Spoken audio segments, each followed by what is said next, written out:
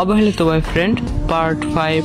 সুজন চলে যাওয়ার পর রাবেয়া ভাবছে, যাক বাবা, এতক্ষণে তার সিরাটা গেল। তাহলে মাথাটা খারাপ করে দিচ্ছিল। রাবেয়া হাসি মুখে ক্লাসে চলে গেল। সারা ক্লাসে ভালো করে তাকিয়ে দেখলো, না, তার সিরাটা ক্লাসে নেই। আজ শান্তিতে ক্লাস করা যাবে। ক্লাসে থাকলে সারাক্ষণ তাকিয়ে থাকে, ঠিকমতো ক্লাস করা যায় না। সুজন তখন সেখান থেকে চলে গিয়ে রাস্তা দিয়ে হাঁটতেছিল। কেউ নেই আজ তার পাশে। মিরাজও কাল চলে গেছে ওর প্রেমিকার সাথে দেখা করতে। হাঁটতে হাঁটতে বাসার সামনে চলে এসেছে, সেটা খেয়াল করেনি। বাসা অতিক্রম করবে এমন সময় পিছন থেকে আব্বু ডেকে বলল, কিরে সুজন, নিজের বাসা কোথায় সেটাও ভুলে গিয়েছিস? সুজন চমকে গিয়ে বলল, হ্যাঁ, আপনি কিছু বলছিলেন? আব্বু বলল, আরে তুই আমাকে আপনি করে বলছিস কেন? সুজন বলল, ও আব্বু সরি, খেয়াল করতে পারিনি। আব্বু বলল, তোর খেয়াল থাকে কোথায়? হ্যাঁ, বাসা অতিক্রম করে চলে যাচ্ছিলি, পিছন থেকে ডাকলাম, আবার আমাকে আপনি করে বললি। হ্যাঁ রে বাবা, তুই ঠিক আছো তো? সুজন বলল, আরে আব্বু, কিছুদিন ধরে মাথাটা একটু ব্যথা করে। আব্বু অবাক হয়ে বলল, সে কি রে? তাহলে চল তোকে ডক্টরের কাছে নিয়ে যাই। সুজন বলল, না আব্বু, তেমন কিছু না, ঠিক হয়ে যাবে। চলো বাসার ভিতরে চলো। আব্বু বলল, তুই ভিতরে যা, আমি বাজারে যাচ্ছি। দিনগুলো এভাবেই কাটতেছিল। যতদিন যাচ্ছে ততই সুজনকে অসহ্য লাগছে রাবেয়ার। আগে রাবেয়া নিজে থেকে কল দিলেও এখন রাবেয়া নিজে থেকে সুজনকে কল দেয় না। সুজন দিলেও রাবেয়া বেশি কথা বলে না। রাতে সুজন কল করছে রাবেয়াকে, কিন্তু ফোন ওয়েটিং এ। 30 মিনিট হতে চললো, ফোন ওয়েটিং। 1 ঘন্টা পর সুজন আবারও রাবেয়াকে ফোন করলো। রাবেয়া বলল, বলো। সুজন বলল, কার সাথে কথা বলছিলে এতক্ষণ ধরে? রাবেয়া বলল, আমার এক ফ্রেন্ডের সাথে কথা বলছিলাম। সুজন বলল, ফ্রেন্ড মানে তার নাম কি? রাবেয়া বলল, জনের সাথে কথা বলছিলাম। সুজন বলল, আমি এতক্ষণ ধরে কল দিয়েছি, সেটা তুমি দেখোনি? রাবেয়া বলল, দেখেছি তো। সুজন বলল, তাহলে ধরলা না যে? রাবেয়া বলল, ধরার প্রয়োজন মনে করিনি, এজন্য ধরিনি। আর জনের সাথে আমার ইম্পর্টেন্ট কথা ছিল, এজন্য ধরিনি। সুজন অবাক হয়ে বলল। রাবেয়া বলল, ধরার প্রয়োজন মনে করিনি, এজন্য ধরিনি। আর জনের সাথে আমার ইম্পর্টেন্ট কথা ছিল, এজন্য ধরিনি। সুজন অবাক হয়ে বলল, কি, আমি কল করছি সেটা দেখেও বলছো ধরার প্রয়োজন মনে করো নাই? আবার বলছো জনের সাথে কথা ছিল। কে জনি? কোন জনি? আর 2 দিনের পরিচয়, তার সাথে এত ইম্পর্টেন্ট কথা তোমার? রাবেয়া বলল, এই তুমি যখনই ফোন দাও শুধু বকবক করো কেন? আর তুমি কি ভাবছো তোমাকে ছাড়া কি আমার অন্য কারোর সাথে ইম্পর্টেন্ট কথা থাকতে পারে না?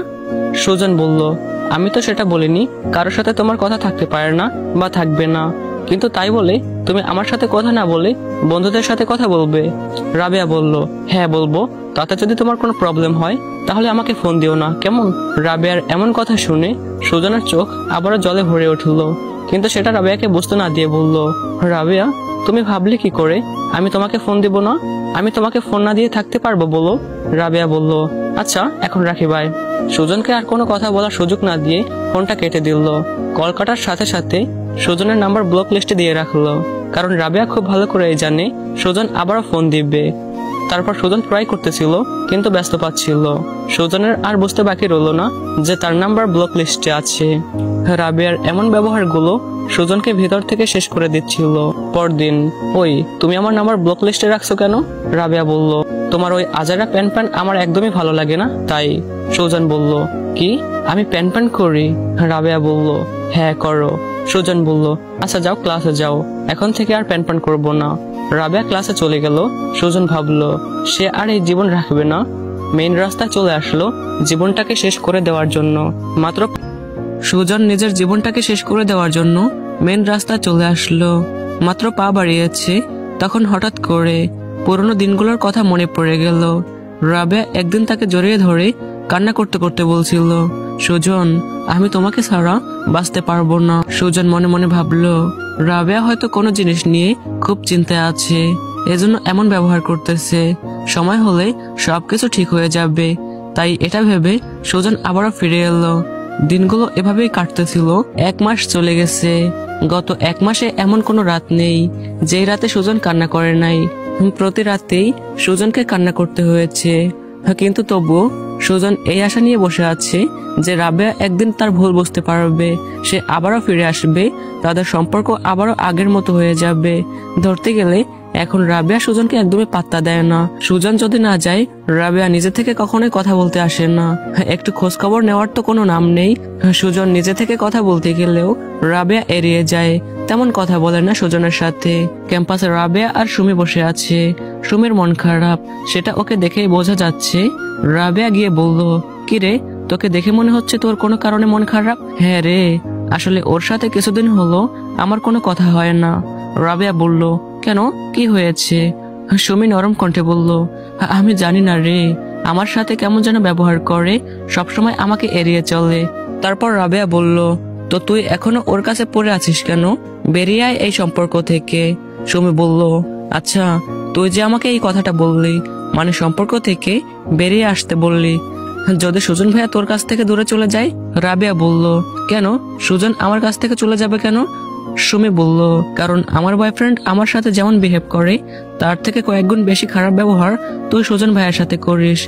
সুমি বলল, আচ্ছা, সুজন ভাইয়া যদি তোকে ছেড়ে চলে যায় তাহলে তুই থাকতে পারবি? রাবেয়া বলল, থাকতে পারবো না কেন? আর তাছাড়া সুজন আমার জীবনে কি এমন যে ওকে ছাড়া থাকতে পারবো না? আর শোন, আমি যদি সুজনকে মেরেও ফেলি তবু ও আমাকে ছেড়ে যাবে না। যদি যাবারই হতো তাহলে অনেক আগেই যেত, কিন্তু যখন সেটাই যায়নি তাহলে কোনোদিনও যাবে না।